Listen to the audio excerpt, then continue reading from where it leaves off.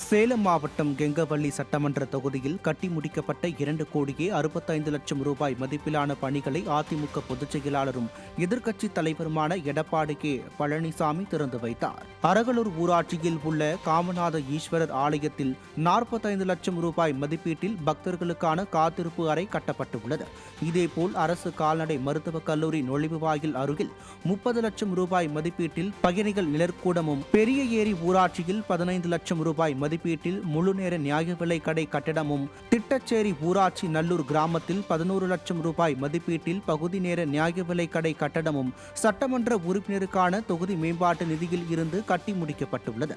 கெங்கவல்லி சட்டமன்ற உறுப்பினர் நலத்தம்பி முன்னிலையில் நடைபெற்ற நிகழ்ச்சியில் கழக பொதுச் செயலாளர் எடப்பாடி கே பழனிசாமி முடிவுற்ற திட்டப்பணிகளை பயன்பாட்டிற்கு திறந்து வைத்ததுடன் புதிய திட்ட பணிகளுக்கு அடிக்கல் நாட்டினார். அதைத் தொடர்ந்து காமநாத ஈஸ்வரர் ஆலயத்தில் சிறப்பு வழிபாடு நடத்திய கழக பொதுச் செயலாளர் கால பைரவருக்கு நடைபெற்ற சிறப்பு பூஜையில் கலந்து கொண்டு கால பைரவருக்கு 20 கிலோ எடை கொண்ட 20 லட்சம் ரூபாய் மதிப்பிலான வெள்ளி கவசம் வழங்கினார்.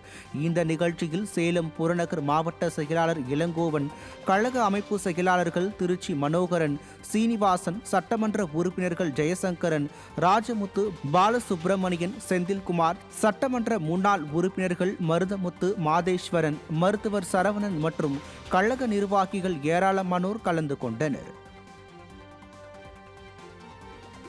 திருப்பத்தூரில் சில மக்கள் கடந்த 20 வருடங்களாக தீண்டாமையால் சிக்கித் தவிப்பதாக வேதனை தெரிவித்தனர். திருப்பத்தூர் அச்சுக்கட்டு தெருவைச் சேர்ந்த ரஷ்யா பிவி என்பவர் மதுரையில் இருந்து திருப்பத்தூர் வழியாக காரைக்குடிக்கு செல்லும் தனியார் பேருந்தில் ஏறியபோது நடத்துனர் பழனிமுருகன் ரஷ்யா பிவியை கீழே இறக்கிவிட்டு பின்னர் ஏறச் சொன்னதால் அவர் நின்று கொண்டே பயணம் செய்துள்ளார்.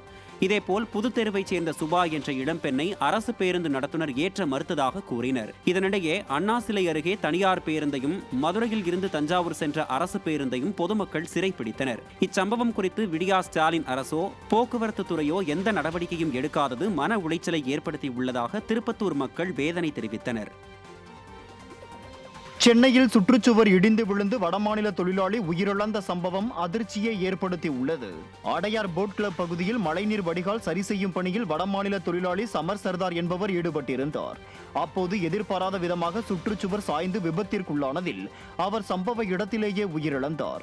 விடிய ஆட்சியில் தொழிலாளர்களின் உயிரை துச்சமென மதிப்பதால் மழைநீர் வடிகால் பணி செய்யும் சம்பவத்தில் உயிரிழப்புகள் அடிக்கடி நடைபெறுவதாக மக்கள் குற்றம் சாட்டுகின்றனர்.